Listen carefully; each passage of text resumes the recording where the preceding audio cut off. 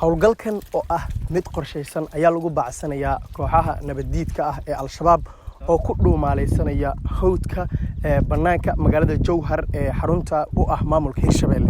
ciidanka ayaa u soo baxay saakay in ay sugaan amniga dadka ku sugan tuulooyinka hoos yimaada magaalada Jowhar. waxaana ay ilaa iyo hadda ku jiraan howlgalka oo ay hogaaminayaan saraakiil ka tirsan ciidanka xoogga dalka Soomaaliya kuwa dowlad goboleedka Hirshabelle iyo saraakiil ka tirsan madaxtooyada dowlad goboleedka Hirshabelle. ciidanka xoogga dalka gaar ahaan qaybta 27aad guutada 3aad oo kaashanaya booliiska Hirshabelle oo ay hogaaminayeen Ismaaciil Kulow Xasan oo ah taliyaha howlgelinta guutada 3aad ahna kusimaha taliyaha guutada saraakiisha madaxtooyada Hirshabelle Cabdirashiid Sheekh Axmed Seemey Bashiir Mukhtaar Axmed Xasan Cali Xasan ayaa maanta howlgalkan gaarka waxa ay ka fuliyeen deegaanada bariga ee magaalada Jowhar.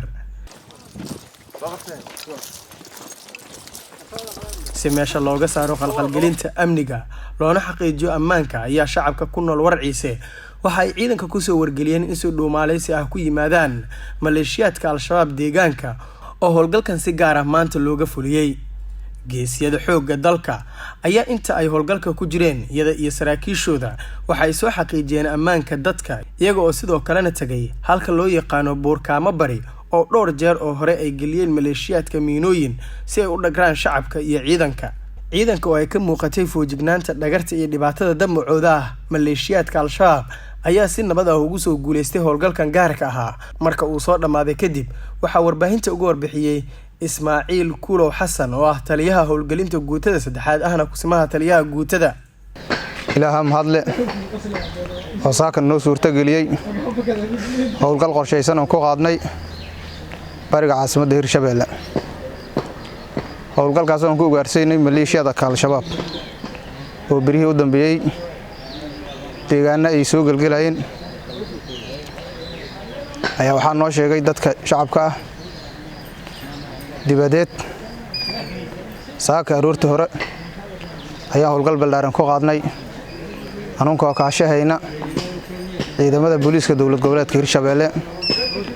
howlgalkaas oo Ilaahay mahadiisa guul noogu soo dhamaaday agtana aan soo marina tuulooyinka ay ku sugnaayeen argagixisada. tuulooyinkan saaka howlgalka qorsheynay waxaa kamid ah tuulada Shamiido, Buurkaamo Bareeyo, Jameeco, Warciise.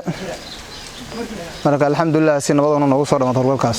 waxaan u mahad celinaynaa state Hirshabelle oo ugu horeeyo madaxweynaha dowlad goboleedka Hirshabelle Mudane Cali Guudlaaw Xuseen iyo taliyaha ciidamada xoogga dalka General Odoa Yuusuf Raage iyo taliyaha state-ka Hirshabelle Cornel Xasan Ciiso Xasan oo nagu dhiirigeliyay howlgalkan inaan heer iyo habeen aan si daacad u gudano si firfircoon u gudano. waxaan asigana si aad ugu mahad celihaa TV-ga dowlad goboleedka Hirshabelle oo naga gacan siiyay heer iyo habeen shaqooyinka aan qabahayno inaanu soo bandhigno ummadda Soomaaliyeed. maalmihii ugu dambeeyay ciidanka xoogga dalka iyo kuwa booliiska Hirshabelle oo iskaashanaya waxa ay wadeen howlgaladan oo ay ka sameeyeen deegaanada si meesha looga saaro dhagarta nabadiidka ah. waxaana saraakiisha iyo ciidamada taakulayn iyo dhiirigelin joogto ah ay ka helayeen madaxda Hirshabelle iyo taliska ciidanka xoogga dalka. Cabdinaasir Socdaal, Hirshabelle TV, Jowhar.